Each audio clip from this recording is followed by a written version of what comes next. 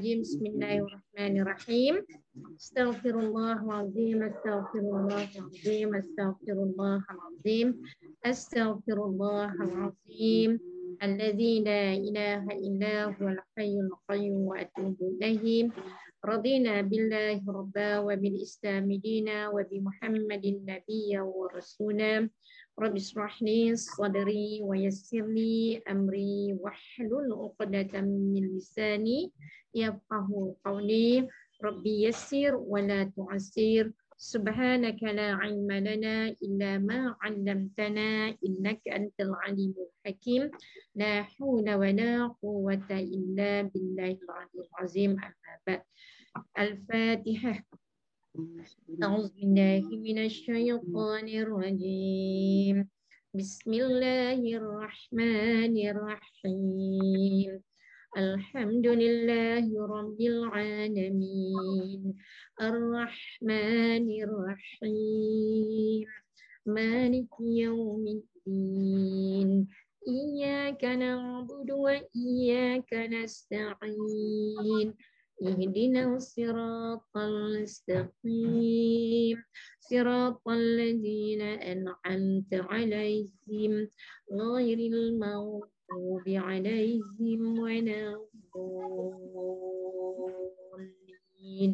Amin amin ya rabbal alamin. Assalamualaikum warahmatullahi wabarakatuh. Kaifa halkum jami'an fil masa?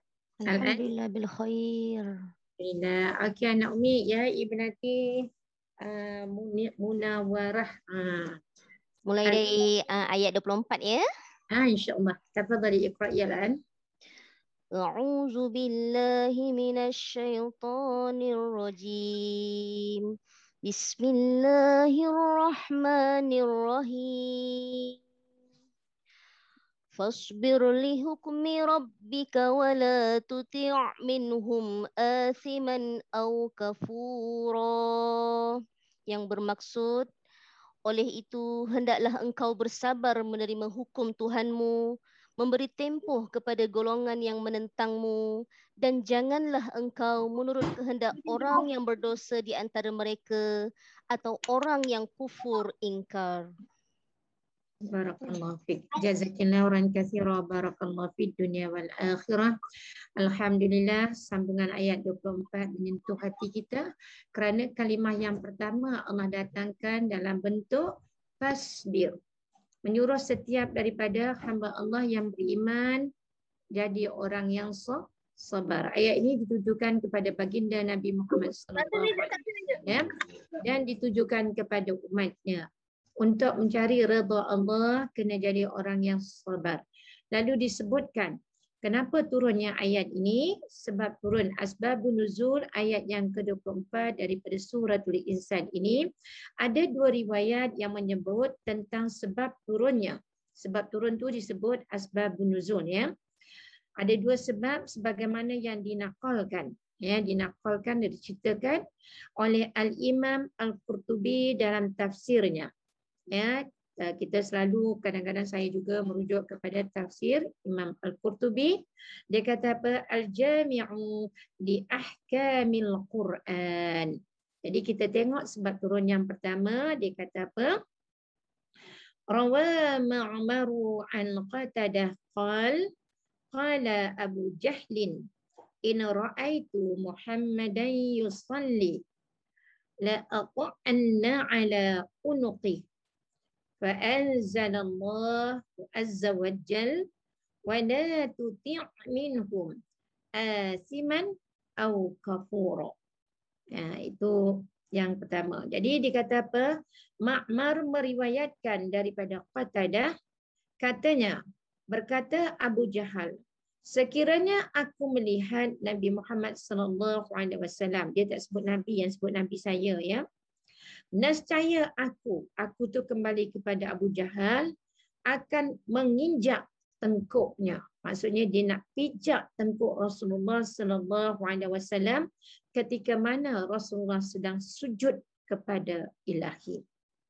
Maka Allah turunkan ayat yang dibacakan oleh Ustazah Muna tadi.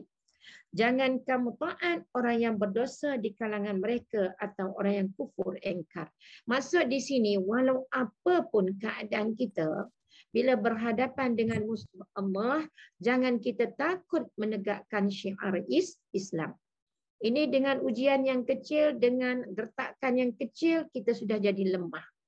Sedangkan orang Islam itu senantiasa bersama mereka ialah pertolongan daripada Allah.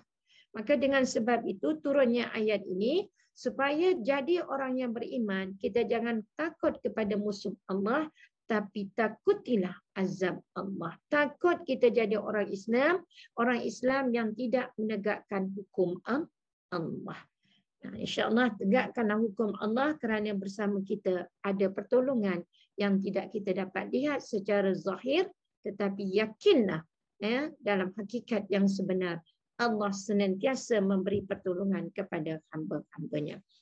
Itu riwayat yang pertama mengenai turunnya ayat ini.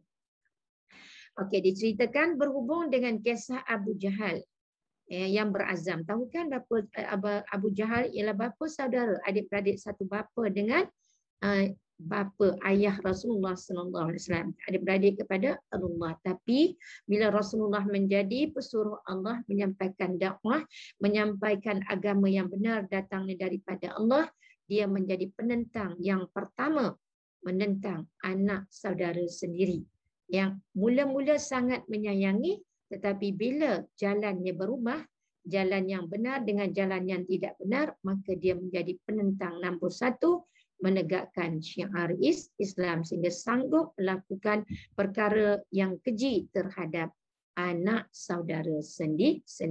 Ini menunjukkan kepada kita, dia kalau menegakkan Islam ini, dia tidak kenal siapa. Kadang-kadang anak sendiri, kadang-kadang adik-beradik sendiri, kadang-kadang ibu bapa sendiri. Ini diceritakan bapa saudara sendiri. Inilah yang kita kalau menegakkan Islam, kita jangan khawatir, kita jangan takut, kerana bermula daripada Nabi Muhammad sallallahu alaihi wasallam yang menentang perjuangan Islam adalah di kalangan keluarga sendiri. Apatah lagi kalau orang lain, Jadi ini mengambil iktibar kepada diri kita. Apabila kita memperjuangkan Islam, pasti akan menerima ujian daripada dalaman dan luaran. Kemudian disambung lagi, dia kata berhubung dengan kisah Abu Jahal yang berazam untuk memijak tengkuk Nabi Muhammad sallallahu alaihi wasallam, Ibnu Abbas radhiyallahu anhu pernah menceritakan. Daripada kita kenal Ibnu Abbas yang paling faham tentang Al-Quran selain daripada Nabi Muhammad sallallahu alaihi wasallam. Dikatakan an Ukrimah qal Ibnu Abbas qal Abu Jahlin la in ra'aitu Muhammadan yusalli indal Ka'bah la ata'anna ala unuqih fabalagha an-nabiy sallallahu alaihi wasallam faqala law fa'alahu la akhadhatul malaikah. Daripada Ikramah berkata Ibnu Abbas, Abu Jahal berkata, sekiranya aku melihat Nabi Muhammad SAW di sisi Kaabah, makna sedang berada di kawasan Kaabah, tempat yang mulia, aku akan memijak tengkuknya. Maka sampai berita ini kepada Nabi Muhammad SAW, lalu berkata Nabi, sekiranya dia lakukan perbuatan tersebut, nescaya dia akan ditangkap oleh para malaikat. Jadi perbuatan dia tu, siapa yang akan dihantar oleh Allah, tentera Allah yang tidak dapat dilihat oleh pandangan manusia, tetapi telah diketahui oleh Nabi Muhammad SAW, yang akan memberi bantuan kepada Nabi Muhammad SAW bukan para sahabat, tetapi adalah tentera Allah yang sangat kuat, yang sangat patuh, iaitu malaikat. Ini janji Allah jika kita menegakkan syiar Islam, bersama kita ada tentera-tentera Allah, sedang yang kadang-kadang dapat kita lihat, kadang-kadang tidak dapat kita lihat, tetapi wajib kita yakini di dalam iman kita sebagai orang yang beriman. Wa kafa billahi nasira, insya-Allah. Diriwayatkan oleh Imam Bukhari. Maka hadis itu adalah hadis yang sahih. Ya. Seterusnya riwayat yang kedua. Ya, riwayat yang kedua pula mengatakan, dia kata apa? Saya bacakan panjang ni, saya bacakan terjemahannya. Dikatakan bahawa ayat ini turun kepada Uqbah bin Rabi'ah dan Al-Walid bin Mughirah, bahawa mereka berdua telah datang berjumpa dengan Rasulullah sallallahu alaihi wasallam dan telah menawarkan kepada Nabi harta dan perempuan untuk dikahwini supaya Nabi meninggalkan kerja dakwah. Maka turunlah ayat yang ke-24 ini yang mengatakan wala tuti' minhum asiman au kafura. Ya, tadi yang pertama dikatakan Abu Jahal akan menginjak kepala Rasulullah, memijak tengkuk Rasulullah, tetapi telah diketahui oleh Rasulullah jika perbuatan itu benar-benar dilakukan oleh Abu Jahal, pasti akan datang pertolongan Allah Subhanahu Wa Taala, dan pertolongan itu dihantar melalui tentera yang paling hebat, namanya para malaikat. Yang kedua diceritakan sebab turun asbabun nuzul ayat ini juga, dikatakan tawaran daripada Abu Jahal kepada Rasulullah sallallahu alaihi wasallam supaya tidak menyampaikan risalah daripada Allah dengan memberi tawaran kepada Rasulullah sallallahu alaihi wasallam. Apa tawarannya? Rasulullah boleh mengambil harta daripada negeri kota suci Mekah itu sebanyak mungkin mengikut kehendak Rasulullah SAW, dan Rasulullah juga diberi tawaran untuk berkahwin dengan sesiapa sahaja perempuan yang paling cantik di kota suci Mekah dengan syarat Rasulullah meninggalkan Islam. Ya, dengan syarat Rasulullah meninggalkan Islam. Dan kadang-kadang, bukan kadang-kadang, perkara itu juga telah berlaku pada masa kini. Ya, kadang-kadang diberi tawaran kepada kita kata dua, ya, untuk jangan menyampaikan Islam dan menyembunyikan hakikat sebenar-benar Islam. Ya, itu. Berkata Utbah bin Rabi'ah, sesungguhnya anak-anak perempuanku adalah di antara wanita yang paling cantik di kalangan wanita Quraisy. Maka aku akan kahwinkan kepada kamu, wahai Muhammad, dengan anak perempuanku tanpa mas kahwin, dengan syarat kamu kembali kepada agama kami dan tinggalkan kerja dakwah ini.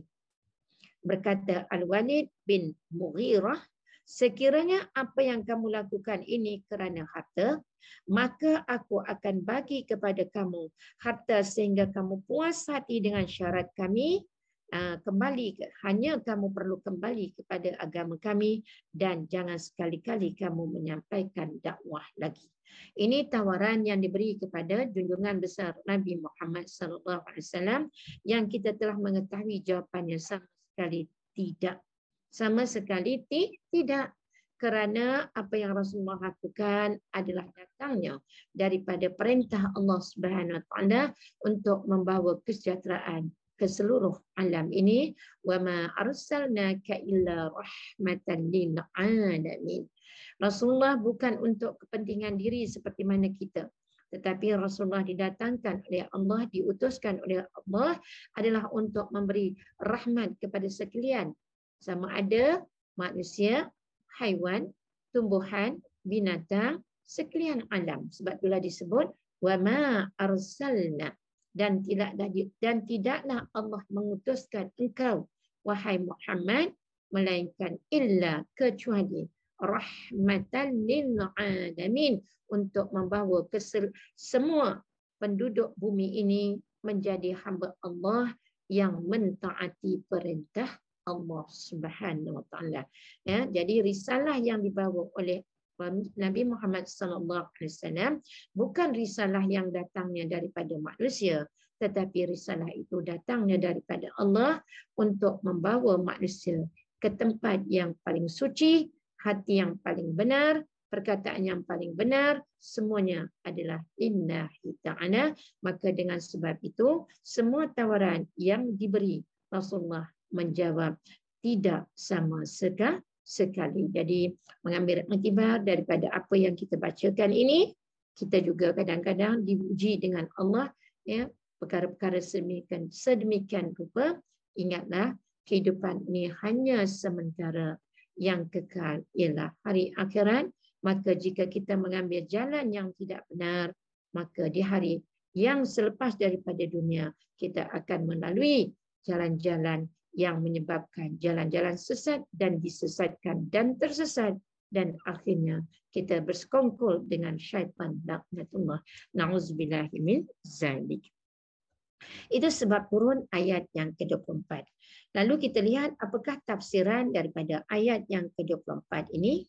Selepas Allah menyatakan bahawa dia memuliakan Nabi Muhammad sallallahu alaihi wasallam, ingat title kemuliaan itu bukannya datang daripada manusia. Al-Amin itu diberi oleh Allah Subhanahu Wa Taala kerana Rasulullah tidak pernah berbohong, tidak pernah melakukan kemaksiatan, lalu diberi title Al-Amin, orang yang paling amanah di atas muka bumi Allah ini, menyampaikan apa sahaja yang diperintahkan oleh Allah untuk membawa sekalian manusia ke jalan yang lurus, iaitu jalan yang benar. Apakah jalan yang benar itu? Jalan yang benar itu ialah Al-Islam. Ya, jalan yang benar itu ialah agama Islam. Lalu dia berkata kepadanya, bersabarlah di atas keputusan Allah. Dialah yang menentukan lambat cepatnya kemenangan kamu ke atas musyrikin. Rasulullah berjuang menentang mereka yang menyekutukan Allah Subhanahu Wa Taala. Kita berjuang di atas nafsu dan bisikan syaitan dan dunia. Innal hayatad dunya mata'ul ghurur. Kita berjuang di atas nafsu sendiri. Nafsu yang tidak terpimpin ke arah keimanan. Nafsu yang tidak dipimpin oleh ilmu yang benar daripada Al-Quran, daripada hadis, maka nafsu itu dipimpin oleh syaitan melalui bisikan syaitan. Kemudian nafsu itu juga terangsang kepada dunia yang bersifat sementara. Maka dengan sebab itu, kalau Rasulullah menentang kafir Quraisy, kita sebagai umatnya hanya menentang nafsu sendiri, berlawan dengan nafsu sendiri, berlawan dengan bisikan syaitan, dan menentang diri kita daripada sifat dunia yang rakus, yang sementara. Kepada suatu masa yang telah ditentukan, yang penuh dengan hikmah. Bilakah masa itu? Masa itu ialah masa pertemuan kita bertemu dengan Allah Subhanahu Wa Taala. Dan masa yang ditentukan oleh Allah kepada Rasulullah SAW, bersabarlah kamu menegakkan Islam, dan akhirnya Islam berjaya ditegakkan di dua negara, iaitu kota suci Mekah dan kota suci Madinah. Alhamdulillah, Islam sampai ke seluruh dunia. Di manapun dunia bumi Allah, di manapun negara, di manapun negeri, di manapun daerah, pasti ada orang yang beriman kepada Allah. Inilah yang disebutkan tempohnya akan diberi oleh Allah untuk kamu berjaya, dan hikmahnya dengan kesabaran, dengan ujian yang dihadapi oleh baginda Nabi Muhammad SAW, sehingga ke akhir dunia ini pasti ada orang yang beriman kepada Allah Subhanahu Wa Taala, pasti ada orang yang membacakan Al-Quran, pasti ada orang yang menegakkan hidup di dalam landasan sunnatullah, iaitu yang disebut hadis. Ya, jadi kita dalam kehidupan kita kena ikut contoh yang disampaikan oleh Rasulullah, kena ada sifat sabar di dalam menegakkan Islam. Sabar. Sabar di dalam kita nak mendirikan solat bukan senang. Ya, susah. Sebab apa? Berperang dengan nafsu. Tetapi bila kita ada ilmu, ada iman, maka terpimpin ke arah kebaikan, insya-Allah Rabbi yassir wa la tu'assir. Semua kerja-kerja itu menjadi mudah untuk kita lakukan. Bersabarlah juga dalam melaksanakan tugas dakwah, menyampaikan risalah Allah yang diwahyukan kepadamu, iaitu kepada Rasulullah SAW, kepada kita. Bersabarlah kita untuk segala apa yang diperintahkan oleh Allah, melakukan dengan penuh kesabaran, dengan penuh ketaatan. Pasti ada hikmah yang begitu luas, yang begitu banyak, dan dijanjikan oleh Allah Subhanahu Wa Taala, iaitu hikmahnya orang yang sabar akan dicintai oleh Allah, akan disayangi oleh Allah, akan terpelihara daripada melakukan perkara-perkara yang tidak diredai oleh Allah Subhanahu wa taala. Kemudian dikata, jangan sekali-kali kamu dan umatmu, siapakah umatnya? Kita, taat dan menurut kehendak orang-orang kafir.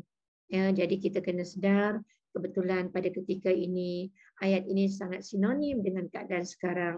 Tolong jangan sekali-kali kita menurut kehendak orang-orang kafir atau orang-orang munafik yang senantiasa melakukan dosa dan kezaliman terhadap diri mereka sendiri dan kezaliman terhadap orang-orang yang beriman.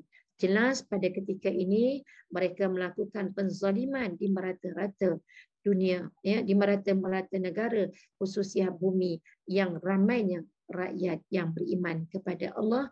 Mereka melakukan kezaliman, namun kezaliman yang mereka lakukan itu ganjaran terhadap orang yang sabar, orang yang beriman. Mereka kembali kepada Allah, ditatang oleh Allah menjadi tetamu untuk menduduki syurga Allah Subhanahu wa taala. Seterusnya, di antara contoh orang kafir yang sangat membenci dan memusuhi Nabi ialah Al-Walid bin Mughirah. Ini tercatat dalam sirah. Dan di antara contoh yang berdosa, yang fasik ialah Utbah bin Rabi'ah. Rasulullah seorang yang maksum. Apa maksud maksum? Iaitu bebas daripada melakukan dosa. Dosa besar dan dosa kecil. Seorang yang sudah pastinya tidak akan taat mengikut kehendak musyrikin dan munafik. Mereka dijamin oleh Allah sama sekali Rasulullah tidak akan tunduk kepada golongan musyrik dan munafik. Tetapi larangan mentaati kehendak mereka ditujukan juga kepada umatnya. Jelas sekali kalau Rasulullah begitu kental imannya memperjuangkan Islam, kita sebagai umatnya pasti ada sifat, ada semangat memperjuangkan ruh Islam itu. Mudah-mudahan ruh Islam ini senantiasa berada di dalam ruh orang-orang yang beriman dan senantiasa tegak menegakkan syiar Islam sehinggalah kesaat terakhirnya kehidupan kita di atas muka bumi Allah ini. Ya, kerana Nabi adalah, sebutkan Nabi itu qudwah linnas. Makna qudwah linnas, ikutan kepada manusia. Jadi kalau Rasulullah tidak tewas dengan segala habuan dunia, kita pun jangan tewas dengan sifat dunia yang bersifat sementara. Disebut Rasulullah itu sifatnya bagaimana? Qudwatul linnas, contoh yang terbaik kepada manusia. Yang kedua dia kata sebagai isyarat bahawa manusia senantiasa berhajat kepada apa? Wasilatun tanbiyah wal isyarat. Ya, itu peringatan dan petunjuk yang berterusan. Ya, sebab itu tazkirah ini sangat penting kerana daripada tazkirah inilah memberi peringatan dan memberi pun nasihat untuk kita supaya jangan reka dengan kehidupan yang melalaikan, kerana kehidupan ini hanya bersifat sementara dan kita dilalaikan oleh bisikan syaitan, nafsu dan dunia, sedangkan usia kita merangkak ke tempat yang terakhir iaitu ke garisan penamat yang dinamakan kematian. Ini adalah kerana wujudnya pertembungan di antara kebaikan dan keburukan di dalam diri mereka. Sebab itu jangan kita campurkan di antara yang benar dan yang salah. Akhirnya kita akan melakukan kesilapan.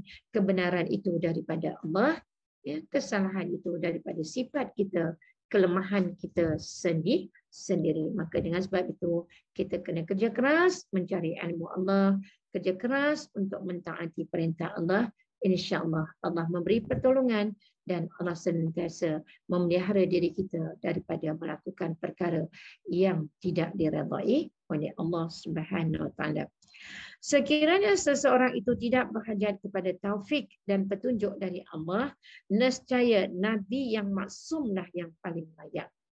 Ya, Nabi tak melakukan dosa, tetapi Nabi Muhammad sallallahu alaihi wasallam senantiasa mengharapkan petunjuk daripada Allah Subhanahu wa taala. Ya, kalau pagi tadi kita belajar ya, tadabbur daripada suratul Baqarah yang disebut zalika, tadi masih ingat jauhnya Al-Quran itu turunnya dari tempat yang paling mulia, tetapi begitu dekat di hati orang-orang yang beriman. Jauh tapi dekat. Kita tidak pernah bertemu dengan Allah, tetapi kita merasakan kewujudan Allah bersama dengan kita, tak pernah terpisah. Kita merasakan Rasulullah telah wafat, tetapi sunnatullah senantiasa kita hidupkan. Kenapa? Sebab inilah yang disebutkan, bila Allah menyayangi kita, kita hidup dalam rahmat. Tetapi bila Allah membenci hambanya, kita hidup bersama dengan jalan yang sesat. Na'udzubillahi min zalik. Justru itu maka wajib ke atas setiap Muslim memohon kepada Allah supaya dikurniakan taufik dan petunjuk bagi memelihara mereka dari sifat-sifat yang melalaikan. Ya, jadi kita lalai kerana nafsu, kita lalai kerana jahil, kita lalai kerana merasakan dunia ini terlalu seronok. Kita merasakan lambat lagi mati. Nak hidup 1000 tahun lagi, rupa-rupanya hidup hanya sebentar sahaja lagi. Allahu Akbar. Kemudian disebut firman Allah, fasbir li hukmi rabbik. Al-Imam Muhammad Ar-Razi menyebut di dalam tafsirnya bahawa ayat ini membawa dua makna. Makna yang pertama dikatakan, fa imma ayyakunal ma'na fasbir li hukmi rabbik fi ta'khir al-izin lil qital wa nazarihi qawlihi ta'ala. Fasbir, dia kata, hatta yahkumallah bainana wa huwa khairul hakimin. Sama ada akan menjadi makna bersabarlah kamu menerima hukum dapatkan keizinan berperang. Ya. Dan bandingan ayat ini sama dengan firman Allah, sabarlah sehingga Allah menjalankan hukumnya di antara kita semua. Dan dialah sebaik-baik hakim. Ya, jadi jangan minta seperti orang kafir apabila melakukan dosa minta disegerakan pembalasan. Balasan daripada Allah tetap, kerana itu adalah janji Allah. Bagi orang yang beriman, apabila kita melakukan kesilapan dan kesalahan, Allah beri peluang kepada kita untuk segera kembali ke jalan Allah dengan cara bagaimana? Segera kita bertaubat. Jadi jangan minta disegerakan pembalasan. Pembalasan itu pasti akan berlaku sama ada di dunia, yang pasti di hari akhirat. Kemudian dikata, tafsiran yang kedua dikata, atau akan menjadi makna umum pada semua jenis taklif, iaitu bersabarlah kamu melaksanakan setiap apa yang telah diputuskan oleh Allah, sama ada berhubung dengan tanggungjawab khusus daripada semua jenis ibadah dalam bentuk ketaatan kepada Allah. Contoh kita sebagai seorang wanita, Allah memerintahkan kita taat kepada Allah, taat kepada kedua ibu bapa, taat kepada suami.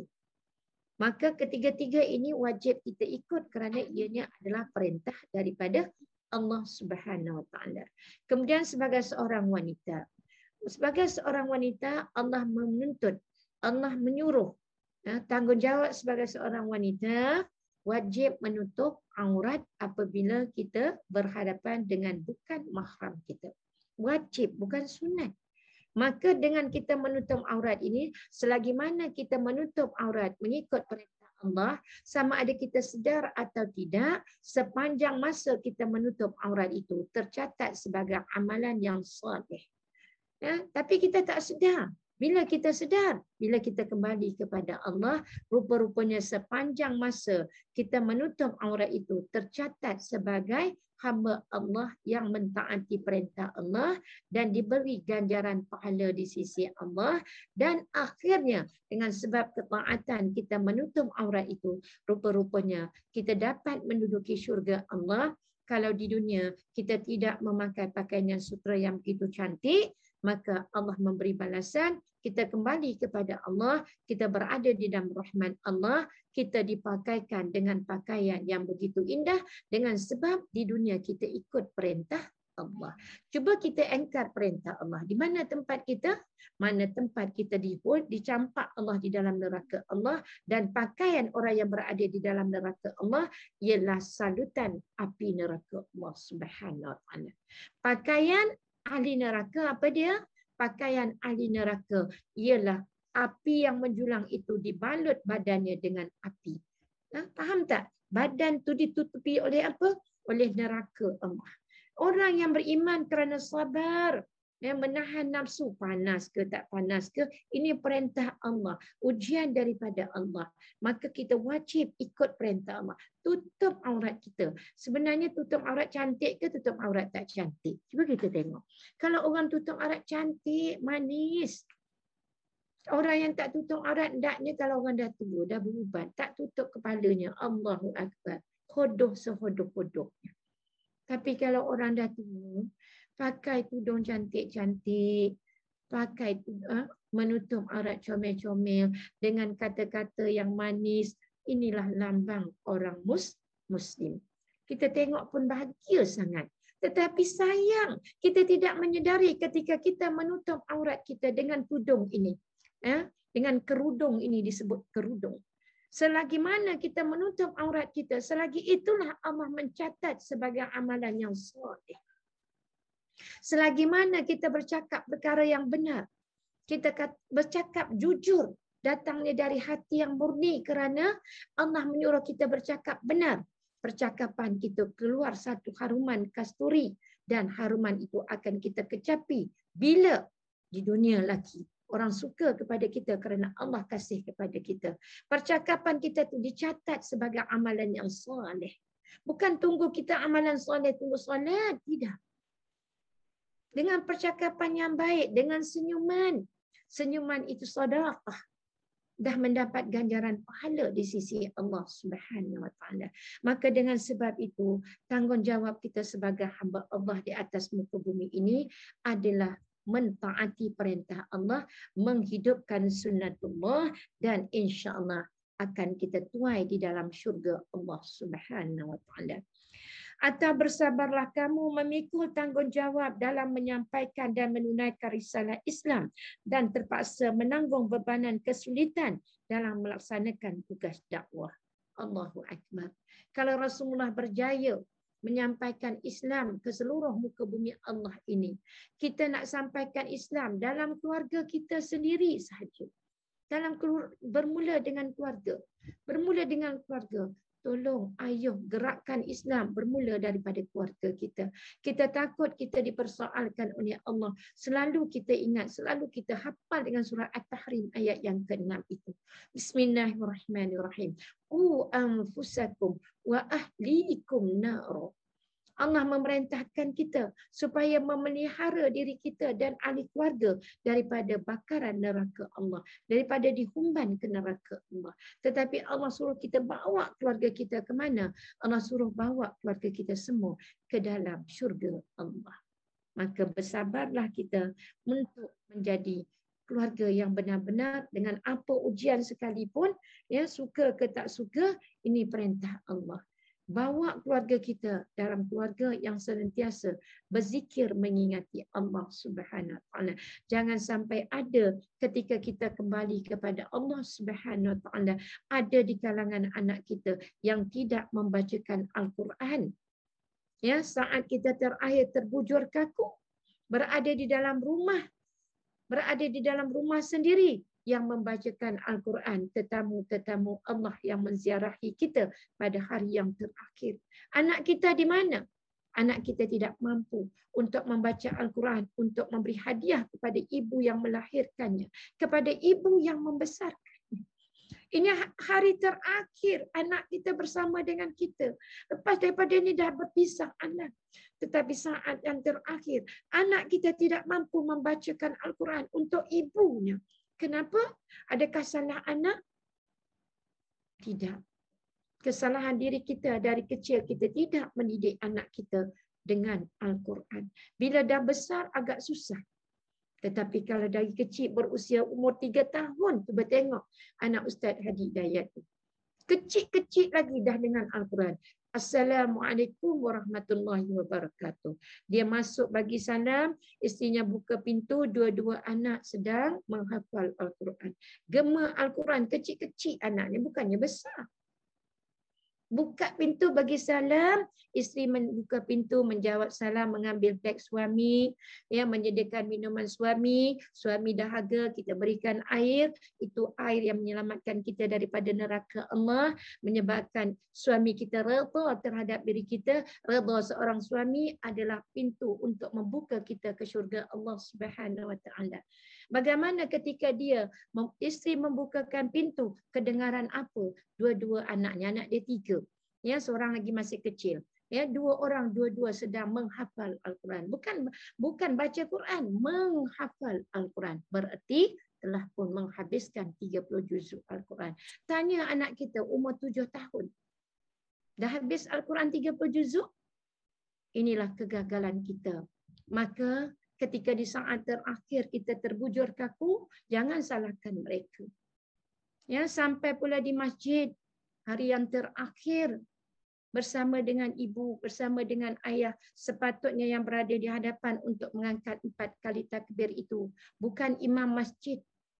Berilah penghormatan yang terakhir kepada ibu kita, kepada ayah kita yang solatnya sekadar 4 kali takbir tanpa sujud, tanpa rukuk, tanpa semua-semua, sekadar berdiri tegak 4 kali takbir. Tidak ada surah yang dibaca melainkan suratul Fatihah, kemudian berselawat kepada baginda Nabi Muhammad SAW dan membacakan doa ke atas mayit itu. Itu pun anak kita tidak mampu untuk menjadi imam, untuk meraihkan, memberi penghormatan yang terakhir kepada ibu dan ayah yang melahirkan, yang membesarkan kita di atas muka bumi Allah ini. Maka ayo wahai sahabat ahli syurga, bimbing anak kita, keluarga kita, zuriat keturunan kita. Jangan kita lalai lagi.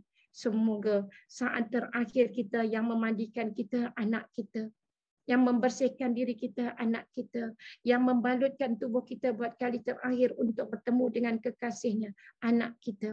Dan ketika berada di dalam majlis solat yang terakhir itu, biar anak kita yang menyambut kita buat kali terakhir untuk dimasukkan ke dalam yang ahad itu, biar anak kita dengan kalimah Bismillahirrahmanirrahim, dengan kalimah berselawat Allahumma salli wa sallim ala Sayyidina Muhammad wa ala alihi wa sahbihi wa sallim.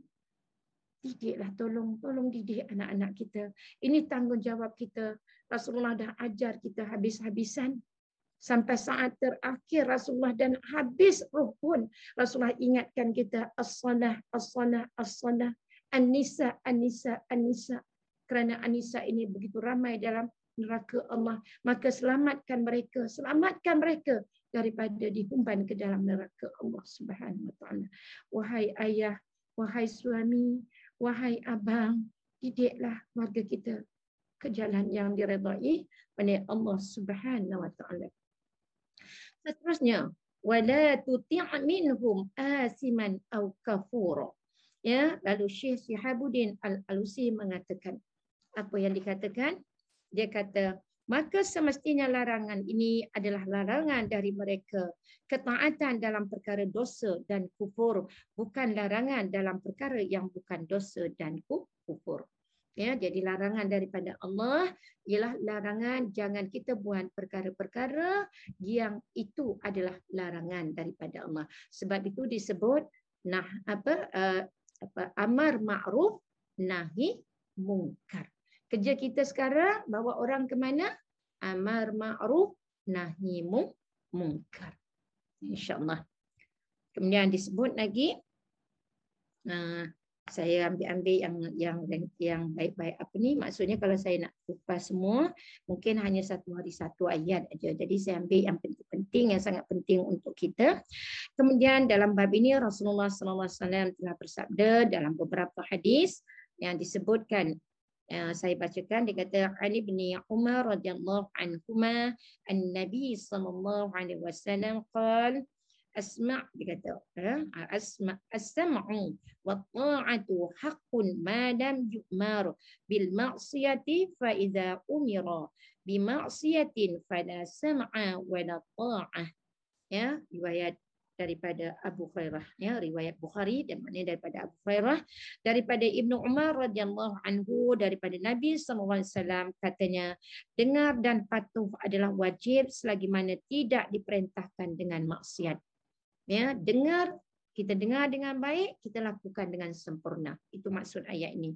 Patuh, taat, kita melakukan kerana ianya perintah Nabi Muhammad SAW yang datangnya daripada Allah Subhanahu Wa Taala. Apabila diperintahkan untuk meninggalkan maksiat, segera meninggalkan maksiat. Apabila diperintahkan perkara yang wajib dan yang sunat, segera melakukannya. Allahu Akbar, Allahu Akbar. Ya, itu maksudnya. Ya, jadi tengok apakah perbezaan di antara al-kufru dan al-asim. Ya, apakah kufur dan dosa. Berkata Ibnu Abbas, asiman fajiran kadziban kufran kafirun billah. Dia kata. Yang memberi maksud, dia kata asim ialah melakukan kemaksiatan yang menipu. Ya, itu semua itu adalah perkara yang maksiat, menipu, mengumpat, mengkeji, semua itu adalah dosa besar. Kufur pula ialah mengingkari perintah Allah dan di antaranya ialah orang yang menyekutukan Allah Subhanahu Wa Taala. Ya, jadi Allahu Akbar, Allahu Akbar. Maka tinggallah perkara-perkara dosa, segeralah kita kembali kepada Allah dan Rasulnya untuk kita menjadi umat yang terbaik di sisi Allah Subhanahu Wa Taala. InsyaAllah anak Umi sambung ayat yang ke-25 dan terus ayat yang ke-26. 25 dan 26 cantumkan sekali. Okey, baik. A'udzu billahi minasyaitonir rajim. واذكر اسم ربك بكرة وأصيلا, yang bermaksud dan sebutlah dengan lidah atau dengan hati akan nama Tuhanmu di dalam dan di luar sembahyang pada waktu pagi dan petang. Wa minal laili fasjud lahu wasabbihhu lailan tawila. Lain. Dan dengan apa keadaan pun, maka pada sebahagian dari waktu malam, sujudlah kepada Tuhan dengan mengerjakan sembahyang, dan seboleh-bolehnya bertasbihlah memujinya dengan mengerjakan sembahyang tahajud pada sebahagian yang panjang dari waktu malam. Allahu Akbar, Allahu Akbar. Ya, jadi dimulakan dengan kalimah fi'il. Ya, wazkur. Ya, warni istinafia, uzkuri perintah daripada Allah, ini fi'il amar. Ya, perintah daripada Allah Subhanahu Wa Taala. Uzkurni dalam bentuk mufrad. Ya, uzkurni berasalnya ra ni sukun, oleh kerana bertemu dengan alif hamzah wasli, maka ra ni dibariskan. Jadi dalam uzkurni ada domir yang tidak kelihatan, domir mustatir iaitu anta. Bila kita sebut anta, dia termasuk anti, termasuk muzakkar wal muannas. Ya, Allah memerintahkan wazkur. Wazkur ini diistilahkan dengan solatlah kamu. Ya, wazkur ni sebutlah kamu. Ya, maksud sebenar daripada apa yang ditafsirkan wazkur ini berarti dirikanlah olehmu akan solat. Ya, wazkur sebutlah, ingatlah. Ingat siapa? Isma. Ya, dengan menyebut siapa? Rabbika, menyebut nama Allah. Jadi ditafsirkan apa dia? Solat. Ditafsirkan solat. Kerana di dalam solat itu ada Al-Quran. Ya, maka ada solat, ada bersamanya Al-Quran. Setiap kali kita mendirikan solat, pasti kita akan membaca Al-Quran. Kerana apabila kita mendirikan solat, terdiri daripadanya 3 rukun.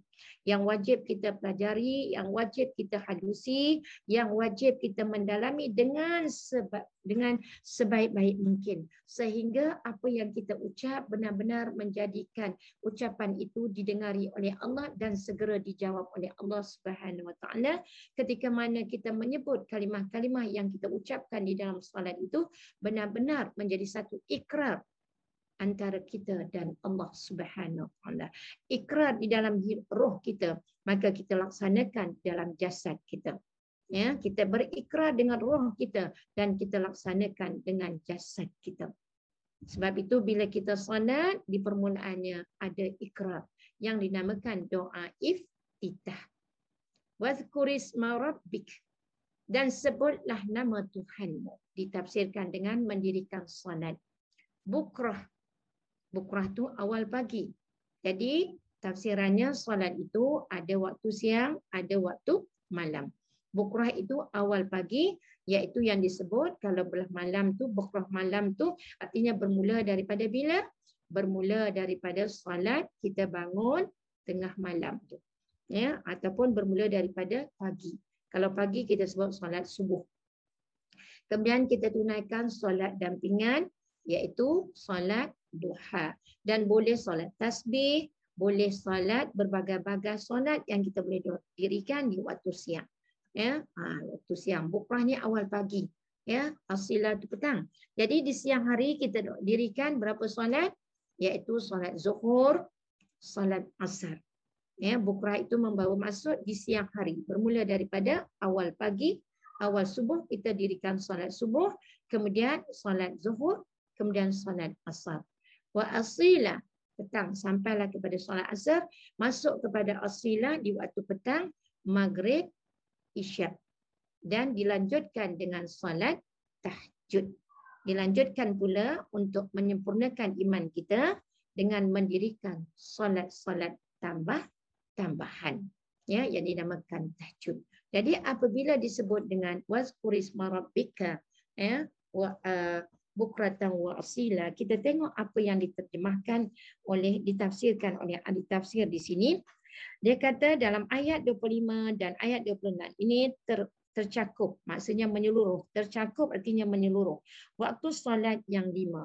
Kalau kita sebut waktu solat yang 5 ialah solat fardu subuh, solat fardu zuhur, solat fardu asar, solat fardu maghrib, solat fardu isyak. Itu yang disebut di dalam Al-Quran aqimus solah. Dalam bentuk perintah.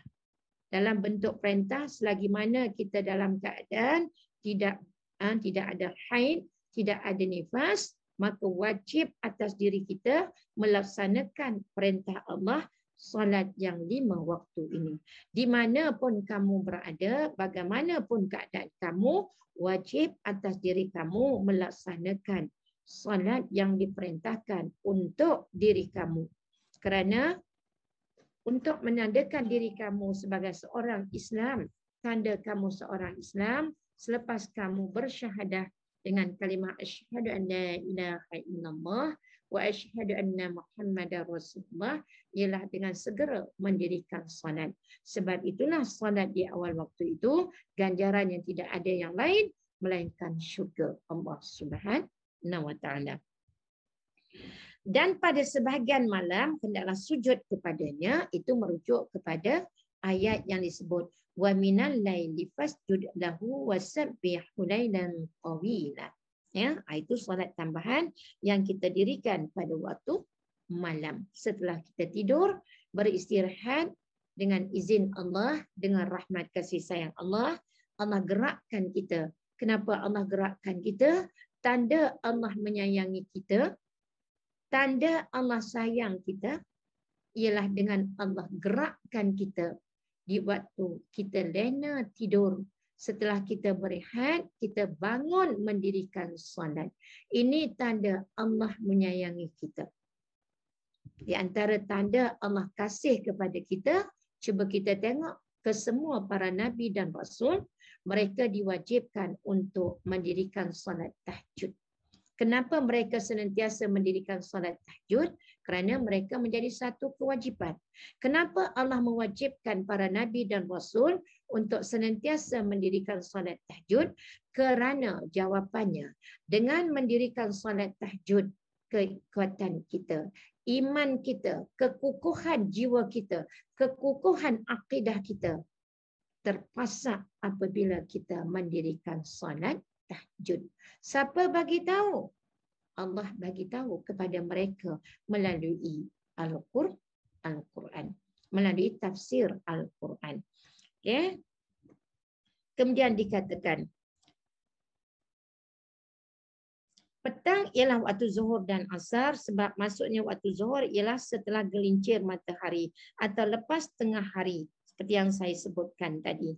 Dan dikatakan pada sebahagian malam pula ialah sujud apabila selepas daripada tidur. Dan malam yang disebutkan tadi ialah maghrib dan isyak, termasuk subuh lah tu. Kemudian ditambah lagi, dia kata ditambah lagi dengan beberapa ayat. Ya, kita tengok dia kata di sini kita kena rujuk ke mana? Kita pertama kita rujuk kepada surah Al-Muzammil, kemudian kita rujuk kepada surah Al-Mudaththir. Ya, okey, anak Umi, Siza, Tuan Haji Abdul Rahman boleh pergi kepada surah Al-Muzammil, kemudian surah Al-Mudaththir, itu dia punya kawan. Ya, pergi kepada surah Al-Muzammil, kemudian surah Al-Mudaththir. Bila nak kita rujuk kepada bangun pada waktu malam ini, kena rujuk kepada surah Al-Muzammil dan Al-Mudaththir. Okey, alhamdulillah. Tengok ayat yang pertama, Muzammil, ayat yang pertama ya. Al-Muzammil. Ya. Muzammil ayat yang pertama. Betul, Muzammil ayat yang pertama.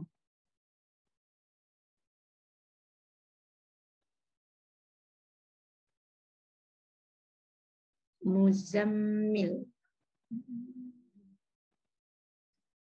Ni. Nah.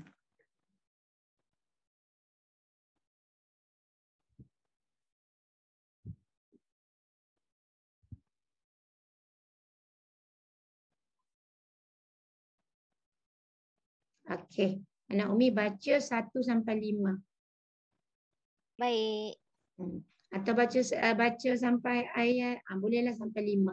Kita buat tadabbur kita secara ringkas insya-Allah. A'udzu billahi minasyaitonir rajim. Bismillahirrahmanirrahim. Ya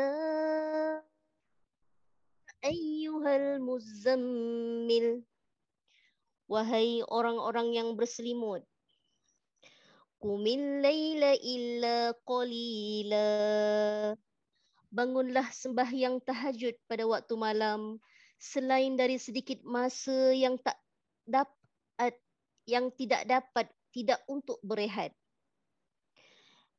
Nisfahu awin qus minhu qalila, iaitu separuh dari waktu malam atau kurangkan sedikit dari separuh itu. Auzid alaihi warattilil Qur'ana tartila, ataupun lebihkan sedikit daripadanya dan bacalah Al-Quran dengan tartil. Inna sanulqi alaika qawlan thaqila, sayugialah engkau dan pengikut-pengikutmu membiasakan diri masing-masing dengan ibadat yang berat kepada hawa nafsu, kerana sesungguhnya kami akan menurunkan kepadamu wahyu, iaitu Al-Quran yang mengandungi perintah-perintah yang berat kepada orang-orang yang tidak bersedia menyempurnakannya. Alhamdulillah, jazakillah khairan katsiran, barakallah. Biarkan dengan surah Al-Muzammil. Kalau saya nak baca tafsirannya terlalu panjang, ya, tapi saya cuba tadabburkan saja insya-Allah dengan izin rahmat kasih sayang Allah Subhanahu wa taala. Jadi kalau kita tengok di sini Allah memulakan dengan ya harfun nida. Ya harfun nida, ya ayyuhal muzammil. Kalau kita tengok di sini ada 2 huruf yang bersatu yang dibaca secara tasydid ataupun musyaddadah. Ya, sampai 2 kali. Maknanya di sini Allah benar-benar menyeru kepada orang-orang yang beriman. Bila kamu nak memperkukuhkan jiwa raga kamu, nak memperkukuhkan iman kamu, nak memperkuatkan jati diri kamu, kamu mahu ke tak mahu, maka dengan rahmat Allah sebelum kita tidur lena, sebelum kita pejam mata, minta kepada Allah supaya Allah merezekikan dengan rahmatnya untuk Allah gerakkan kita dan mudah-mudahan Allah mempermudahkan kita untuk bangun pada waktu malam itu. Ya, jadi Allah menyeru kepada orang yang sedang lena tidur itu, al-muzammil. Maknanya tidur lena, bukan tidur-tidur ayam. Tidur-tidur lena, tenang, tidur seronok, sejuknya, Allah sedap. Dapatnya hari hujan kan? Oh, sedap sangat tidur. Lepas tu malam minggu. Lagilah besok tak kerja kan? Tapi Allah kejutkan kita pada tiap-tiap malam. Untuk apa Allah mengejutkan kita pada tiap-tiap malam? Tengok dikatakan di sini. Tahajud di malam yang panjang itu adalah alat penting bagi memperkaya jiwa dan memperteguh hati di dalam menghadapi tugas berat melakukan dakwah. Oleh sebab itu, maka sesudah Nabi disuruh sabar menunggu keputusan Allah dan dilarang mengikut kehendak orang yang berdosa, iaitu orang-orang kafir tadi, ibadat salat dan zikir inilah yang disuruh sangat pentingkan kepada Rasulullah sallallahu alaihi wasallam. Jadi ayat ini dituju kepada Rasulullah sallallahu alaihi wasallam dan juga setiap yang dituju kepada Rasulullah ditujukan juga kepada umatnya. Kalau Rasulullah nak kentalkan semangatnya dengan segala ujian yang sangat berat daripada golongan musyrikin itu, ya, dengan senantiasa memberi tawaran yang hebat-hebat, dengan satu syarat saja, apa yang kamu inginkan kami akan ikuti. Apa yang kamu nak semua kami beri. Dengan syarat kamu tinggalkan Islam. Kita ni bukan nak tinggalkan Islam. Kita dah memang ada Islam. Sejak lahir kita dah jadi orang Islam. Sebab ayah dan ibu kita adalah orang yang beragama Islam. Jadi kita ini memang keturunan daripada keturunan yang memang lahir terus Islam. Maka dengan sebab itu, kita tak mengambil berat tentang Islam. Sebab dah memang lahir Islam, tak payahlah mak aku dah Islam, bapa aku, keturunan aku semua Islam. Ya? Jangan jadi kita Islam dari sebab keturunan. Tetapi kita hendaklah menjadi orang Islam sebagaimana yang dikehendaki oleh Allah dan Rasul. Kena faham Al-Quran. Di antara yang kita sebut, kena faham Al-Quran, kita baca Al-Quran. Jadi Allah memerintahkan kita bangun pada waktu malam untuk apa? Untuk memperkayakan jiwa kita. Apa maksud memperkayakan jiwa kita? Ya, jiwa kita, hati kita ini senantiasa sekejap jiwa kita tenang, sekejap jiwa kita tak tenang. Sekejap kita rasa bahagia, sekejap kita rasa tak bahagia, sekejap kita rasa sedih, sekejap kita rasa gembira. Maka semua itu akan kita dapat tangani dengan cara bagaimana? Semua senang ke, susah ke, sempit ke, tak sempit ke, di mana pun, apa pun, kita kembali kepada Allah. Jadi nak kuatkan kekuatan jiwa kita dan akidah kita, salah satu cara Allah suruh kita bangun pada waktu malam. Allah suruh kita sepanjang malam tak payah tidur ke? Tidak.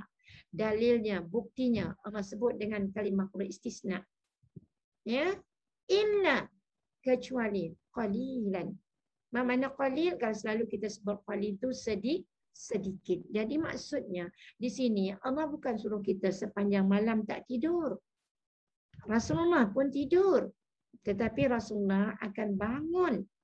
Tidak tidur sampai ke pagi. Tidak tidur sampai ke subuh. Sebab itulah Allah menyatakan. Ini terjemahannya. Bangunlah solat tahajud pada waktu malam. Selain dari sedikit masa. Maksudnya, kalau dah tidur lama-lama, dah puas berehat, ya, belakang kita dah rasa sedap dah. Ya, kita baring sedap, belakang dah rasa lurus, kaki dah lurus, ya, tidur pun dah lena, dah sedap dah. Maka Allah kata, nikmat yang kamu tidur tadi, siapa yang beri? Nikmat tidur tadi Allah yang beri kepada kamu. Kenapa kamu dapat tidur dengan lena? Kerana Allah yang menidurkan kamu.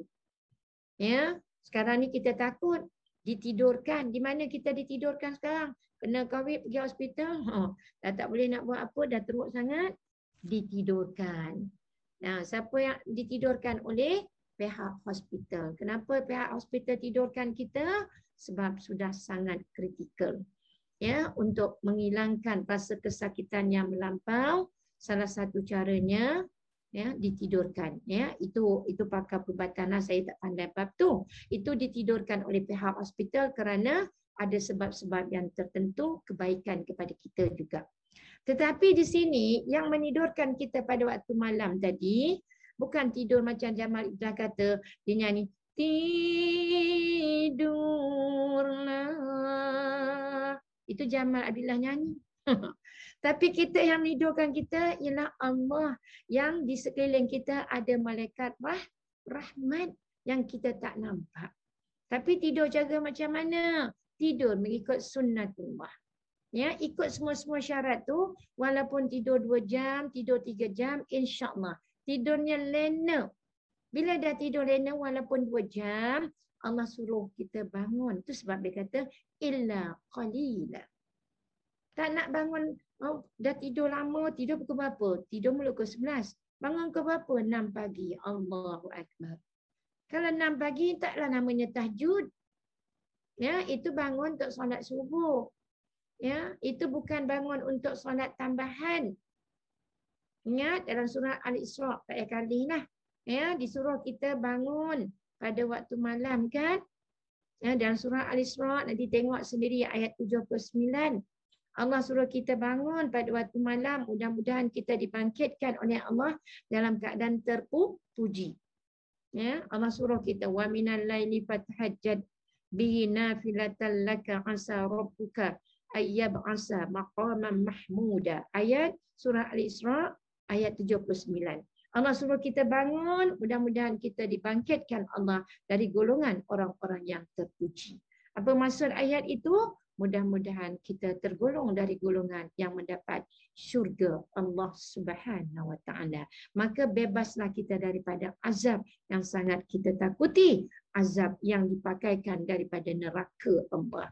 Minum daripada air yang panas menggelegak nanah, Allahu Akbar, menjerit sepanjang masa. Sebab orang dalam neraka itu dia tidak mati dan dia tidak hidup. Artinya sentiasa dalam azab Allah Subhanahu Wa Taala. Maka berusahalah, kalau tak boleh bangun macam orang alim pukul 3 pagi, bangun. Tak mampu bangun pukul 3, dia kata ya tak mampu bangun pukul, ikut kemampuan kita, tapi jangan tinggal semua. Maka nampak ni nisfahu. Kita ada nisfu Sya'ban.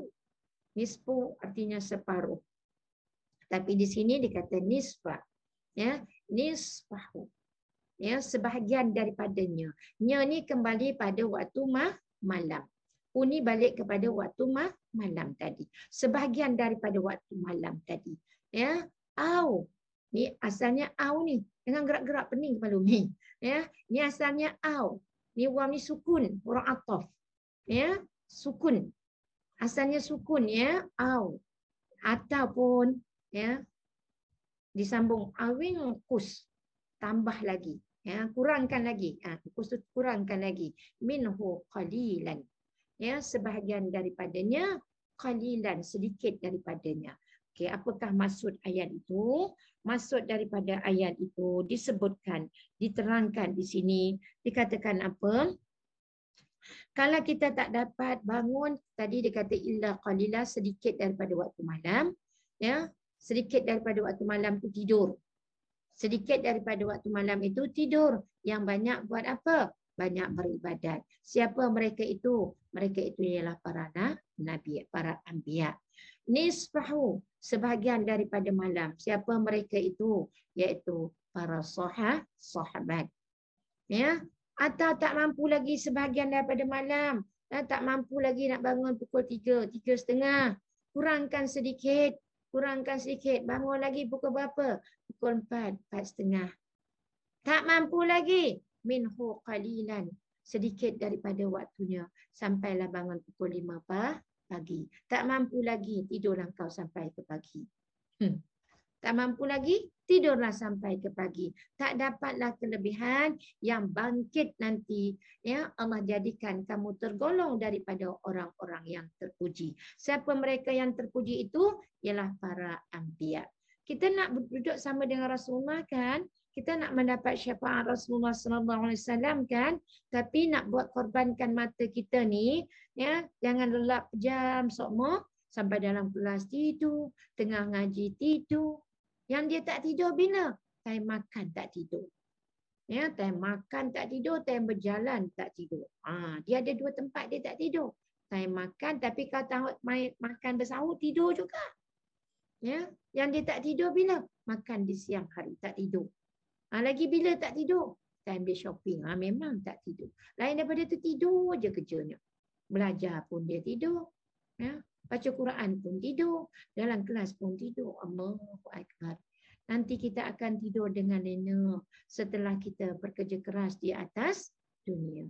Okey, janganlah sampai sedikit daripada waktu malam itu kita tidak mengikut perintah Allah Subhanahu wa taala. Sebab itu bila baca Quran dia suruh kita tadabbur. Tadabburkan Al-Quran itu supaya kita faham. Okey, kalau tak faham tanya ya, duduk diam, semua saya cakap seorang. Okey. Kemudian 4 lebih dah ya. Allah tambah lagi. Auzid alaihi. Atau kita tambah lagi pada waktu malam itu dengan buat apa? Warattil. Ya, ini Allah suruh tambah lagi dengan apa? Warattilil Quran.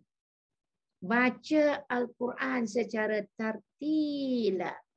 Secara tartil artinya baca Al-Quran dan fahamkan apa yang kamu baca.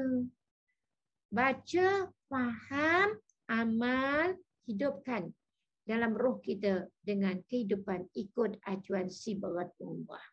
Pimpin keluarga kita.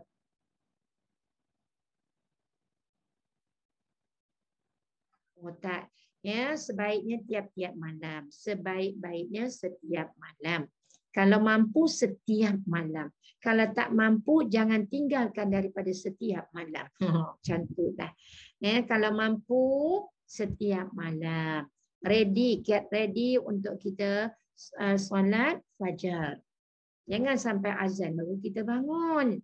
Bila nak solat fajar yang Allah janjikan 2 rakaat dapat pahalanya menyamai apa yang ada di langit dan di bumi. Rugi besar lah. Nanti menyesal bila kembali kepada Allah Subhanahu Wa Taala. Ya, kenapa kita bangun lewat? Lepas tahajud, lepas solatul fajar semua lepas. Dah bangun dekat dengan siang lagi. Jadi usahakanlah. Doa banyak-banyak pada Allah supaya Allah rezekikan kita, Allah permudahkan kita untuk melaksanakan ibadah tambahan. Mudah-mudahan kita dimatikan dalam keadaan terpuji, dibangkitkan di dalam keadaan terpuji. Jadi bacalah Al-Quran kerana bacaan Al-Quran pada waktu malam adalah suara yang sangat disukai oleh Allah Subhanahu Wa Taala. Dan apabila kita membaca Al-Quran, Al-Quran itu juga adalah sebagai doa. Ketika kita membaca Al-Quran, kita sebenarnya sedang berdoa, sedang meminta daripada Allah Subhanahu Wa Taala. Sebab itu orang yang kalut baca Quran, ya, dia tak payah doa lagi. Maksudnya kalau dia tak berdoa pun dah tak apa. Sebab apa? Ketika dia membaca Al-Quran, dia pun sebenarnya dia sedang berdoa kepada Allah Subhanahu Wa Taala. Ya, faham tak? Baca Quran itu adalah doa, salat itu adalah doa. Ya, dan yang seterusnya ayat yang kelima Allah menyatakan inna sanulqi 'alaika qawlan thaqila. Allah mulakan dengan huruf taukid. Ya, apa yang dikatakan sayugia ni bahasa lama, bahasa yang bahasa moden memberi maksud bahawasanya engkau dan pengikut-pengikutmu membiasakan diri masing-masing dengan ibadat yang berat. Jadi bangun malam tu satu ibadah yang sangat sukar, lebih sukar dari pergala yang sukar. Ya, kalau suruh puasa kita mampu, tapi kalau suruh bangun di waktu sedang lena tidur sangat susah. Ya, sebab bab solat ni semua berat. Ya, sebab itulah Allah suruh bila kita nak dirikan solat, suruh minta pertolongan daripada Allah dengan sabar. Ya ayyuhallazina amanu sabiru. Ya, Allah kata apabila kamu nak mendirikan solat, ya, ista'inu bis sabr. Mintalah pertolongan kepada Allah dengan sabar. Lalu dikatakan ibadat yang berat kepada siapa? Kepada hawa nafsu. Nafsu kita tak minat untuk bangun malam kecuali nafsu yang terpimpin dengan Al-Quran. Kerana sesungguhnya kami akan menurunkan. Man kami di sini? Kami di sini ialah Allah Subhanahu Wa Taala akan menurunkan kepadamu apa dia? Wahyu. Wahyu itu apa dia? Al-Quran yang mengandungi perintah-perintah yang berat kepada orang-orang yang tidak bersedia menyempurnakannya. Ya, insya-Allah bagi kita orang yang dekat dengan Allah, mendirikan solat malam itu adalah menjadi satu kewajipan atas diri kita. Kita yang wajibkan, walaupun di dalam bentuk sunat muakkad, kita wajibkan kerana kita inginkan rahmat Allah di dunia dan setelah kematian kita. Ya, berat tapi mudah apabila Allah memberi pertolongan. Apabila Allah memberi pertolongan, insya-Allah benda yang berat menjadi mudah, insya-Allah. Okey, insya-Allah. Okey anak Umi, dari ayat yang 25-26. Okey, lupa. Sekarang kita masuk kepada tafsiran tadi ya. Ini penguraian yang tu tadi Umi ambil daripada tafsir Al-Azhar. Kemudian Umi ambil daripada kitab ni pula, kata apa? Sesungguhnya sabar dalam melaksanakan perintah Allah dan meninggalkan larangannya. Sabar dalam keputusannya. Sabar menghadapi ujian-ujian dalam melaksanakan tugas dakwah. Dan sebagainya adalah sesuatu yang sangat payah yang memerlukan kepada bekalan rohani yang kukuh. Jadi bekalan rohani yang kukuh itu salah satu caranya kita kena paksa diri untuk bangun pada waktu malam. Tak dapat banyak, ya, tak dapat bangun awal-awal, separuh malam. Tak dapat separuh malam, sedikit daripada sebelum waktu subuh. Faham tak? Kalau para nabi sedikit tidur, banyak beribadat. Para sahabat, orang yang kuat-kuat ni tidurnya sebahagian daripada malam itu dipenuhi dengan ibadat. Kita bukan sebahagian daripada malam ibadat, tapi kita banyak tidur, tapi kita tak lupakan ibadat. Itu maksud sedikitnya. Sedikit tu bangunlah paling kurang. Bangunlah tahajud, 2 rakaat, 3 rakaat witir. Tak mampu juga, 2 rakaat tahajud, 1 witir. Tak mampu juga, tak tahulah nak kata apa. Wallahu a'lam bishawab. Ya. Maka bekalannya terkandung di dalam firman Allah Subhanahu Wa Taala ayat yang ke-26 tadi. Jadi dikatakan kalau disebut waskurus tadi, berkata Al-Imam Muhammad Ar-Razi, dia kata apa? Tafsiran ayat ini membawa maksud solat. Macam sebut tadilah, kerana ia dikaitkan dengan bukrah iaitu waktu pagi, asila pada waktu petang yang ditafsirkan kepada solat 5 waktu. Sama macam yang disebut tadi. Kemudian berkata Ibnu Abbas dan Sufyan As-Sauri, dia kata apa? Dia kata setiap tasbih di dalam Al-Quran adalah solat. Setiap tasbih di dalam Al-Quran itu ialah solat. Allahu Akbar. Maka zikir di sini membawa arti solat. Ya, yang disebut wazkur tadi adalah solat. Kemudian firman Allah Subhanahu Wa Taala yang disebut wa minal laili fasjudlah tadi. Tafsirannya ialah dia kata apa? Solat maghrib dan isyak. Kemudian firman Allah yang disebut tadi fasabbih lailan tawila tadi tafsirnya ialah iaitu bertahajudlah pada waktu malam sebagai amalan sunat yang dituntut untuk kita melakukannya, yang disebut sebagai sunat muakkad. Ya, ataupun sunat yang sangat hampir kepada yang wajib. Kesimpulannya, dua ayat ini menerangkan bahawa bekalan dan persiapan yang perlu ada pada setiap individu Muslim dalam bersabar menunaikan tanggungjawab ialah menjaga solat fardu yang 5 dan senantiasa menjaga hukum-hukum yang terkandung di dalam Al-Quran. Tafsiran yang kedua, dia kata ayat ini membawa maksud at-tasbih, yakni hendaklah senantiasa berzikir. Zikir artinya tenang. Ingat Allah, jiwa kita akan tenang pada setiap waktu, malam dan siang. Dengan arti kata di dalam kehidupan kita tidak mengira waktu siang, malam, kehidupan kita senantiasa apa yang kita ucapkan kerana Allah, apa yang kita lakukan kerana Allah, apa yang kita niatkan kerana Allah. Inilah yang disebut tasbih, semua menjurus kepada lillahi ta'ala. Lalu disebut dalam surah Al-Ahzab ayat 41 dan 42. Ini masuk dalam surah Al-Ahzab. A'udzubillahi minasyaitonirrajim. Ya ayyuhalladzina amanu dzkurullaha dzikran katsira wasabbihuhu bukratan wa asila. Ya, jadi sama juga Allah menyeru kepada orang-orang yang beriman, senantiasa hendaklah kita ingat kepada siapakah yang menjadikan kita, siapakah yang menghidup dan yang akan mematikan kita, siapakah yang memberikan segala nikmat yang kita kecapi di dunia ini. Jawapannya ialah Allah Subhanahu Wa Taala. Maka justru itulah Allah menggesa kepada kita semua supaya senantiasa memperbanyakkan mengingati Allah Subhanahu Wa Taala. Ni dia ya.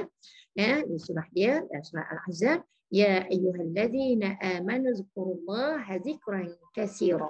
Dalam kehidupan kita senantiasa kena ingat Allah. Di mana pun kita berada, kena ingat Allah. Siang ke, malam ke, di rumah ke, di surau ke, di pejabat ke, di shopping komplek ke, di jalan raya ke, ya, dalam kehidupan kesenangan ke, kesusahan ke, apapun kena banyak uzkurullah. Ingatlah kamu semua kepada Allah zikran katsira. Ini disebut maf'ul mutlak. Ya, zikra ini disebut maf'ul mutlak, menguatkan lagi hujah iaitu ayat ini kalimah uzkuru ni dalam bentuk fi'il amar, waw ini ialah antum. Antum ini dituju kepada hamba Allah yang menjadi umat Nabi Muhammad sallallahu alaihi wasallam. Hendaklah di dalam kehidupan kita memperbanyakkan mengingati Allah. Zikran ini sebanyak-banyaknya. Jadi zikran ini disebut maf'ul mutlak, memperkukuhkan, memperkuatkan lagi hujah iaitu daripada kalimah uzkuru ini. Ya, kemudian katsira sebanyak-banyaknya. Ya, sebanyak-banyaknya. Sifat kita dalam kehidupan kita perbanyakkan. Yang paling banyak hidup kita buat apa? Buat bekalan untuk bertemu dengan Allah Subhanahu Wa Taala. Bukan memperbanyakkan kumpul harta tinggal untuk keluarga, setelah kita kembali harta itu belum tentu mereka lakukan perkara kebaikan untuk setelah kita pergi meninggalkan dunia ini. Jadi perbanyakkan kita berzikir, artinya zikir itu artinya menenangkan jiwa kita. Menenangkan jiwa kita di dalam kita hidup di atas dunia ini. Walanabluwannakum bisyai. Ya, semuanya dalam apapun, pagi, petang, siang, malam senantiasa kita diuji oleh Allah. Maka penenangnya apa dia? Memperbanyakkan kita berzikir mengingati Allah Subhanahu Wa Taala. Ya, wasabbihuhu bukratan wa asila. Tak kiralah bila pun waktu siang ke malam, ingatlah kepada Allah Subhanahu Wa Taala. Okey, Allahu Akbar, Allahu Akbar. Okey, tapi minat juga sedikit kita pergi kepada surah Al-Muddatsir. Kerana pelengkapnya, ya, bila ada Al-Muzammil, kita kena pergi ke Al-Muddatsir. Boleh pergi sekejap tak sebelum kita berhenti? Ya, pergi Al-Muddatsir. Dekat dengan yang tadi je lah. Ya, lepas Muzammil, Muddatsir. Selepas Muzammil, Muddatsir.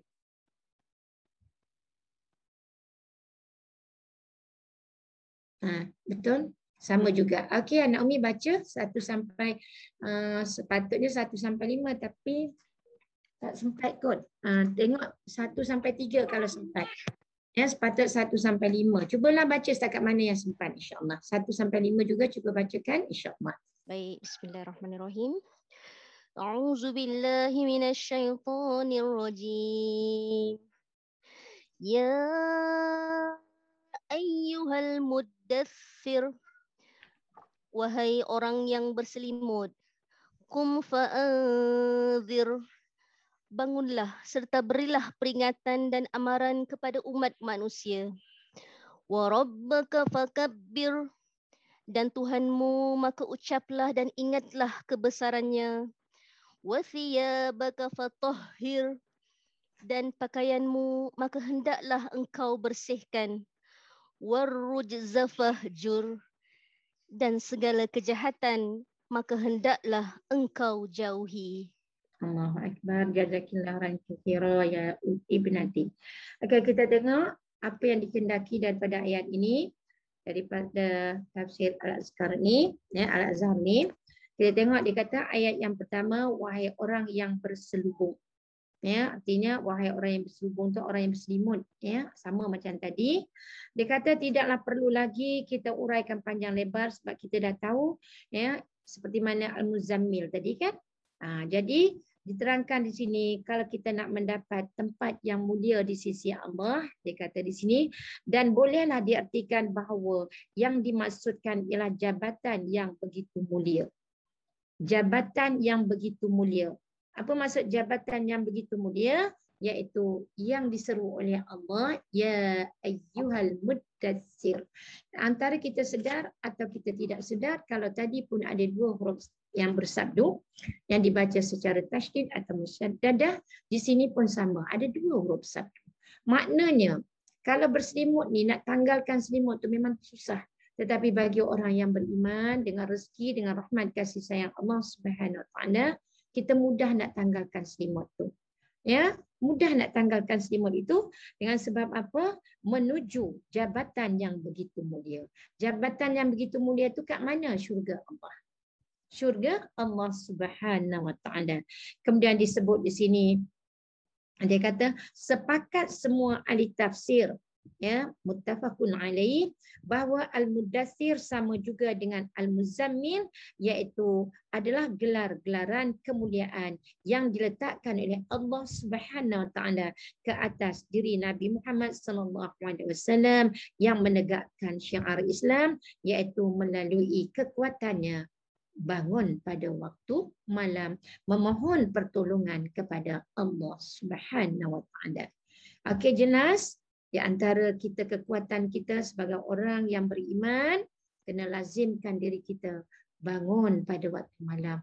Mohon kepada Allah Subhanahu Wa Taala supaya Allah rezekikan kita untuk bangun pada waktu malam, untuk menuju kepada jabatan yang mulia, untuk menjadi golongan orang yang mendapat rahmat daripada Allah Subhanahu Wa Taala. Lalu disebut bangunlah dan berikanlah peringatan. Peringatan kepada ke siapa? Ya, dia kata kum fa'anzir. Ni kum ni fi'il amar lagi, bangun. Ni dalam kum ni ada domir anta dan anti. Bangun, jangan terus-terusan tidur. Fa'anzir, berikanlah peringatan. Pertama sekali peringatan pada diri kita. Peringatan pada diri kita apa dia? Apa peringatan pada diri kita? Kamu akan tinggalkan dunia ini. Kamu akan mati. Kamu akan tinggalkan dunia ini. Kamu akan mati. Mudah-mudahan pada saat kamu bangun kerana mencari jabatan yang mulia itu, kamu memohon kepada Allah, Allahumma hawwin alaina fi sakaratil maut. Allahumma takhtim lana bi husnil khatimah. Allahumma nas'aluka ridhaka wal jannah. Mudah-mudahan Allah mendengar rintihan kita. Ya, peringatan pada diri kita. Peringatan kepada seluruh orang-orang yang beriman. Bersihkan diri kita.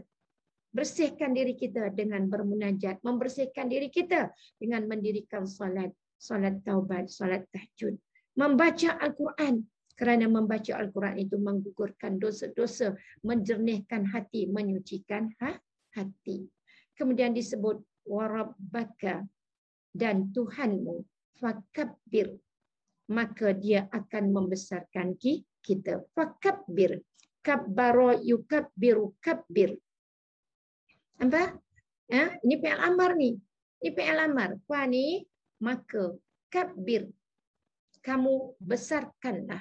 Kamu besarkan siapa? Kamu besarkanlah Allah Subhanahu Wa Taala.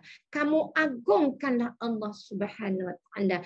Pasti Allah akan memuliakan kamu. Kamu besarkan, kuduskan Allah. Dan pasti Allah akan menyucikan diri kamu. Agungkan Allah Subhanahu Wa Taala ini.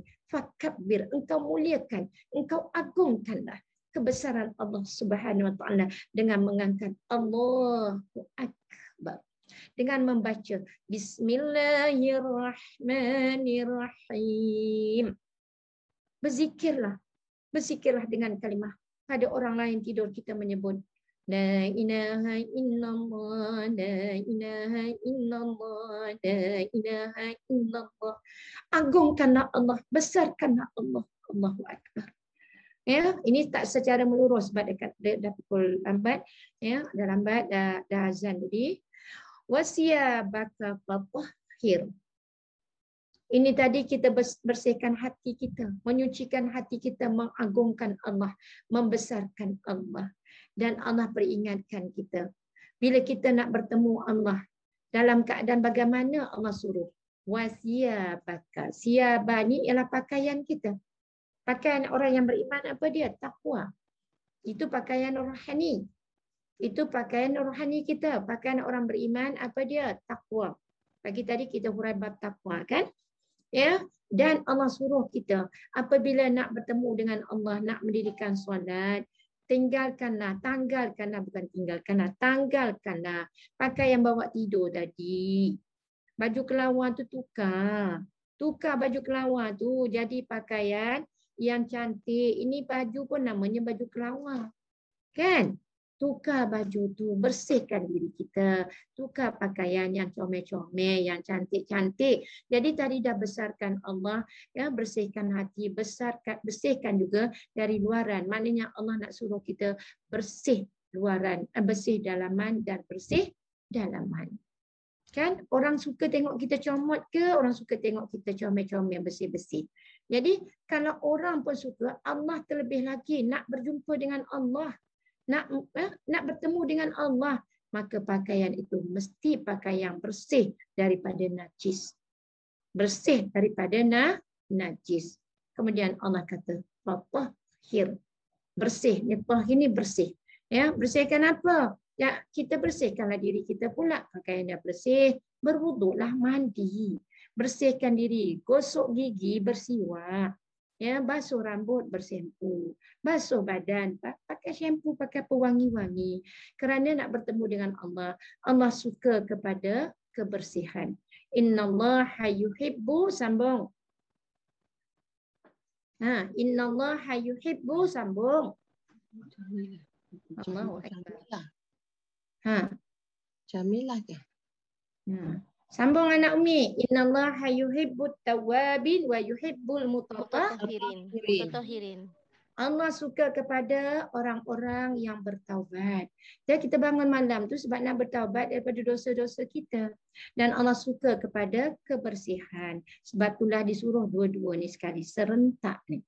Ya, jadi alhamdulillah. Ya, secara tak langsung kita belajar menyucikan hati kita melalui bagaimana dirikan solat, jangan tinggalkan Al-Quran. Belajar lagu mana pun benda tu tak pernah tinggal. Itulah yang kita akan belajar dan itulah yang kita akan bawa. Itulah yang kita harapkan. Itulah janji-janji Allah dan itulah kita akan perolehi setelah kematian kita. Boleh ada soalan sebelum saya berhenti? Ya, dan nak apa ni? Sekarang saya ada kelas lagi ni. Kelas talaki pula lepas asar ni. Ada soalan? Kalau tak ada, anak Umi, kita berhenti setakat ni ya, insya-Allah. Ada soalan? Assalamualaikum. Waalaikumsalam warahmatullahi. Ya, satu je ya sebab dah 4:30 ya. Saya Faridah. Okey ya. Boleh. Saya nak tanya. Teruskan. Kita bangun tahajud kan? Saya ada dengar ustaz cakap. Ya. Kita kena tahajud dulu baru buat taubat. Mana satu tu? Maknanya kena ini ada pandangan yang berbeza-beza. Ya, ada yang kata tahajud dulu, ada kata taubat dulu. Tanya dengan ustaz lain, dia kata taubat dulu, tahajud dulu. Kena ingat, taubat ke tahajud ke dia adalah perkara sunat. Jadi jangan berbalah dengan perkara yang sunat. Ya. Jadi kita bangun kerana Allah. Jadi kalau nak bangun tahajud dulu, namanya pun solat tahajud. Bangun tahajudlah dulu. Lepas tu banyak dosa, taubatlah dahulu. Kalau kita duduk di negara Timur Tengah, ya, saya pun pernah belajar dengan Syekh Arab, mereka tidak ada solat taubat. Yang ada pada mereka semua solat tahajud. Sebab tu dalam Al-Quran disebut tahajud. Bagi kita baru ada taubat, ada itu, ada ini dan sebagainya. Ya, saya pernah ikut, ialah yang dibimbing bukan daripada orang Melayu, bukan makna orang Islam, tapi orang Melayu lah. Jadi kalau kita biasanya ada tahajud, ada taubat, ada solat tasbih dan sebagainya. Kalau Pak Arab sana, dia bangun berapa rakaat pun dia buat tahajud. Mereka cuma ada tahajud dan witir. Mereka cuma ada tahajud dan witir. Jadi Faridah, boleh saja kalau awak nak mulakan dengan tahajud, kemudian diikuti dengan taubat. Boleh saja, silakan. Nanti kalau ada ustaz kata dahulukan taubat dulu sebab banyak dosa, silakan. Bab tu jangan bergaduh. Yang penting kita buat lillahi ta'ala, bersandar kepada ilmu. Dua-dua ni ada. Ya, kalau saya belajar memang ada ustaz kata tak bangun buat solat taubat. Ada. Dan bila saya rujuk pada guru lain, tadi Allah sebut wa minal laili fatahajjad bihi. Suruh solat tahajud. Tahajud dulu kata dia. Jadi benda-benda sunat jangan berbandar. Okey, boleh ya? Okay. Boleh, terima kasih Ustazah. Boleh tak lagi satu lagi? Sekejap bacaan, kita baca Al-Quran masa waktu kita bangun tahajud tu. Ada Ustaz kata lebih kadang-kadang kita tak sampai, ada yang Ustaz sarankan sekurang-kurangnya 150 ayat kita baca. Tapi kadang-kadang kita tak sempat, cuma dapat baca sikit. Macam mana tu? Okey, bismillahirrahmanirrahim. Sebagai penutup, jangan kejar kepada jumlah tetapi kejar kepada kualiti. Tadi disebut warattilil Qur'ana tartila. Tadi baca kan? Ya. Faham tak maksud ayat tu? Kejar banyak baca ke kejar kepada kefahaman? Kefahaman. Okey, itu jawapan penutup. Boleh? Terima kasih Ustazah. Terima kasih. Puas hati. Okey, dah faham. Kita sandarkan kepada Al-Quran. Ya, sandarkan kepada Al-Quran. Jadi Al-Quran berkendak begitu kerana itu adalah hukum Allah Subhanahu Wa Taala. Jadi nak kejar 150 langgang di mana tajwidnya, di mana makhraj, mana sifat, Allah Alam. Ya, jadi baca dengan penuh penghayatan untuk kita beramal. Bolehkah? Boleh, insya-Allah. Okey, jadi kita berhenti setakat ini. Subhanakallahumma bihamdika asyhadu an la ilaha illa anta wa astaghfiruka wa atubu ilaik. Bismillahirrahmanirrahim. Wal 'asr innal insana lafi khusr illa alladhina amanu wa 'amilus shalihat wa tawassaw bil haqq wa tawassaw bis sabr. Allahumma faqihna fid din wa 'allimna ta'wil walhamdulillahi rabbil alamin.